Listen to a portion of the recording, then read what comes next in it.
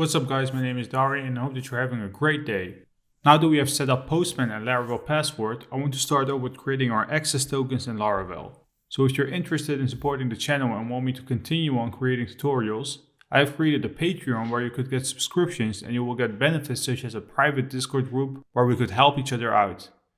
It's pretty difficult to maintain all the questions that I'm getting through Instagram and YouTube, and even though I'm trying to respond to all of you guys, the private groups on Discord are very beneficial for you since it's a community where we could all help each other. Now, whether you start off with a project where you're not using APIs, you know that routes will be stored inside the routes folder and in the web.php file. By now, I kind of expect that you can navigate yourself to the web.php file with your eyes closed, but it's a little bit different when you're working with APIs. As you can see in the same exact folder, there's a file called api.php. So let's open it. Right here, you can see that one route is defined. It's the same exact startup, so route : but right now it's calling the middleware. And the middleware is using the auth::API route. And this will prevent the fact that unauthorized users can make a request to a specific route because it is being protected by the middleware.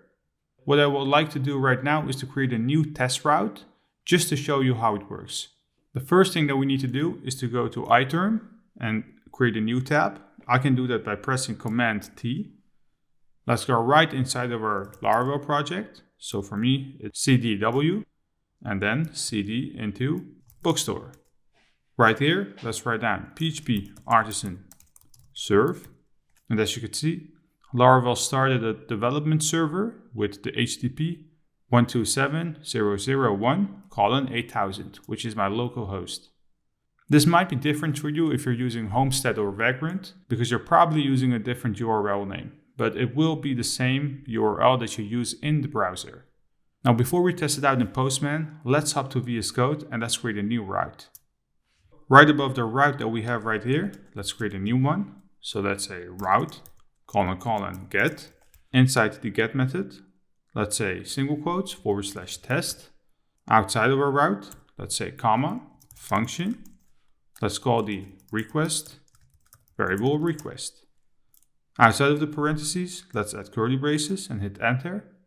And in here, let's just return a string called authenticated. Right now, we should be able to do a request to /test, and we should see authenticated on our screen. Pretty cool, isn't it? So let's go test it out in Postman. Let me open it. Right in my local host folder, let's create a new request and let's call it test request. So if we paste our localhost IP that we just copied inside the request URL, add a /test behind it, and the HTTP method is get, and let's click on send, we're getting back a 404. And that's happening because the endpoint has not been found. And that's pretty weird, isn't it? Because we just created our route. If you want to perform an API request, you always need to add /API right in front of your endpoint. So now let's click on send. And as you can see, authenticated has been printed out. Right now, we're ready to take it a step further and work with the user endpoint, which has a bit more security built around it, like I said before, with the middleware. As you can see, it's getting the /user endpoint. If we open Postman again and try to perform let me zoom in actually. If we try to perform a API /user instead of test, let's click on send. You can see that we're getting a 500 internal server error because we have not defined what the type of information is that we want to send back. Now let me explain to you what's going on right here. Like I said before, if you want to perform a request, you need to pass in some data in the headers tab that we have right here. You can see that we can pass in a key and a value. For the example that we want to have, the key is called accept, and the value is application /JSON. If we send the data again, you can see that we're getting back a message inside our body, and this is way better than we had before. And as you can see in the status code, it's 401, which means unauthorized. And to be honest, this is actually what I was looking for. if the output was the actual user that we created in the previous video, we would have a huge problem. This is the middleware that's telling us that the authentication works, but the request has been performed from an unauthorized person. In the last video, we installed Laravel Passport. This is where it comes into usage, because we need to have a unique access token. We basically need to grant a client that tries to perform a request access to the data. There are lots of different ways how you could create your access token with Laravel Passport. Think about the authorization code, implicit, password credentials, and way more. Every type of access token generator has a different meaning, and I can't cover all of them, so I just want to use one which is the right for this situation. With the command that we performed in our last video, so let me go back to iTerm, and I'm switching between tabs with command and the arrow to the left and to the right. So let me go back to the first tab that we have, and as you can see, with the PHP artisan password install command, we generated a client ID and a client secret. Right now, I want to use something which is called passport credentials to grant clients access to our application. And honestly, this is very easy to use through Postman. So let's go over it. Before we do anything, let me show you the endpoint that we're going to use in order to generate a token. First, let's go back to Postman. And let's right click on localhost to create a new request. And let's call this one OAuth token. Right here, we can actually copy the URL and paste it in here. Let's get rid of API and user. The endpoint that we need right now is /OAuth/token. Now the type of request that we want to perform is a post request, since we want to generate a token. So let's do that. Let's click on send. And right here, you can see that we're being hit with an unsupported grant type right here. So how does this come? A couple minutes ago, I told you that we need our client ID and our secret key that we generated right here. And this needs to be passed in through the request with a couple other params.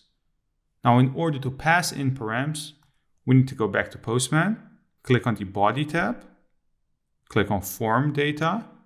You could also choose to add it as bulk data, but I'll just use the input fields that we have right here. So the first one is the grant_type. The reason why we add this is because we need to tell which grant type we are going to use. And in our case, the value is password. The second param is the client_ID. And this is the client ID that we got from the password generator right here. So let's grab 2. The third one is called the client_secret. And this is the secret key that got generated. So the second one, copy it, paste it right inside the value. Now let's add another one. We need to pass in the username, which we want to use to authenticate. And this is basically the email of the user that we created. So let's say username, and the value is info@darinazar.com. And let me go back to iTerm, since this is the email that we use to generate a user through Artisan Tinker. Then we also need to pass in the password, which is Dari1234. And the last one is the scope, which has no value. Now, if we save it and click on send, you can see that the return value is 200, and this is exactly what we need. First of all, you can see that the token type is a bearer. It has an expiration date, so expires in a amount of time.